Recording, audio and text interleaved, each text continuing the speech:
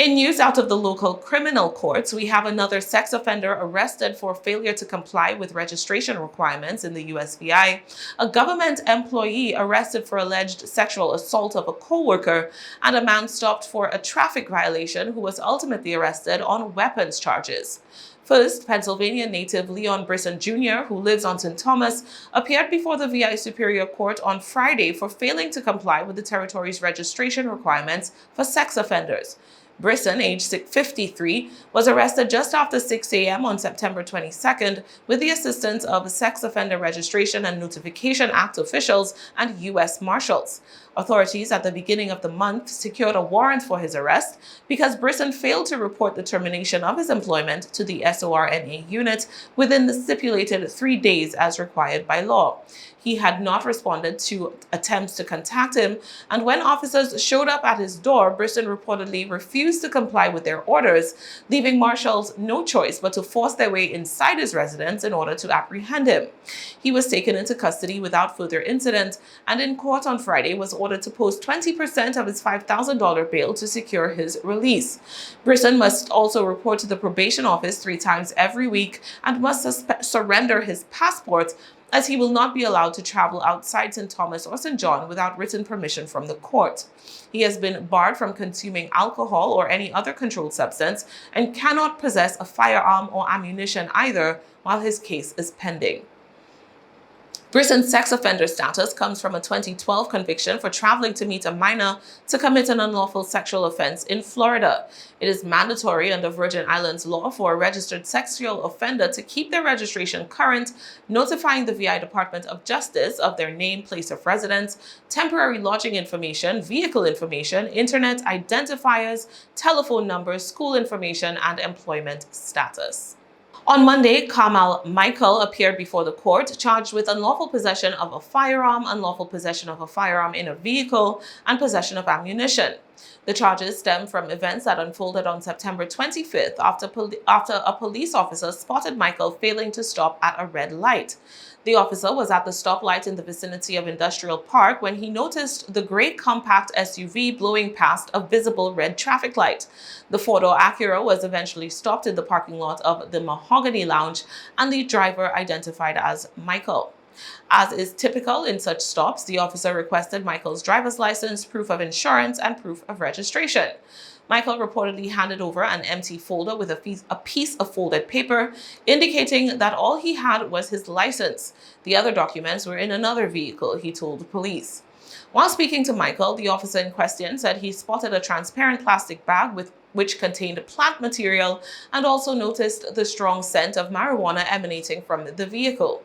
When questioned, Michael told the officer that he only had a little bit and asked the officer not to confiscate the cannabis.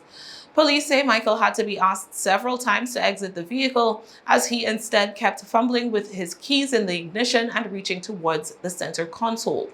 Finally able to separate the driver from the vehicle, police conducted a search, and a black firearm with 15 rounds of live ammunition was discovered. Michael admitted to officers that he was not licensed to carry a firearm in the territory, but noted that his cousin did possess such licensing.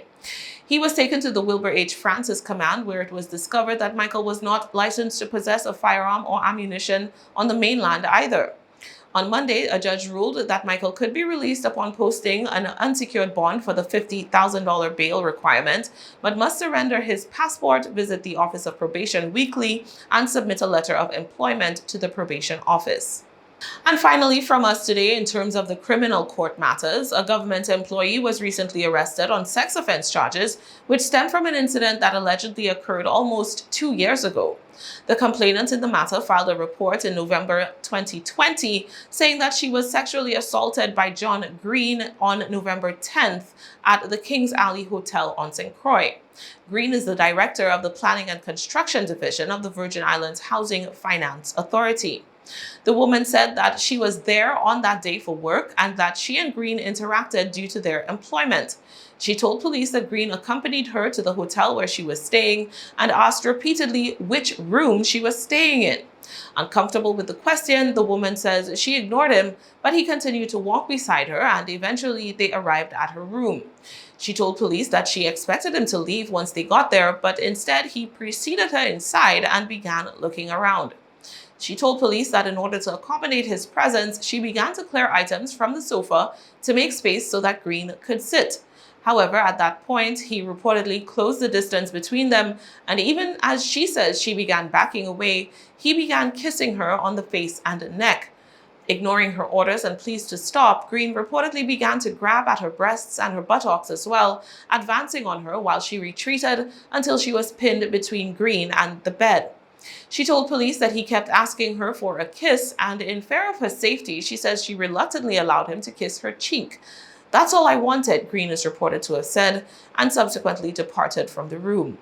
Once he was gone, the woman said she immediately locked her door behind him, but even then she told police that she could not sleep that night for fear he might return. The woman says that she caught the next available flight home, eventually told her supervisor, filed a complaint with her human resource office, and made the police report with the VI Police Department on St. Thomas.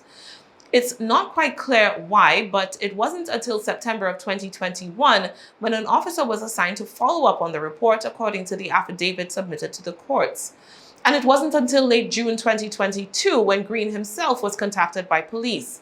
With an attorney present, the VIFHA senior official acknowledged being familiar with the victim, but denied the allegations of unwanted touching. Green claimed that the woman was the one who opened the door to her hotel room and invited him inside. He further claimed that he noticed underwear on the bed and in the bathroom of the hotel room. This made him uncomfortable and therefore he left. The case was transferred to the Criminal Investigation Bureau on St. Croix, and after further investigation, law enforcement applied for and received a warrant for Green's arrest on September 7th. In court on Monday, a judge ruled that Green's $35,000 bail requirement could be satisfied with a completely unsecured bond, and therefore ordered that the 10% posted over the weekend to secure his release be returned. While the case is pending, Green cannot leave St. Croix without the court's written authorization and must surrender his passport. He must also remain gainfully employed and is required to report to the probation office every Tuesday. He is further not allowed to contact the victim or any potential witnesses in the matter.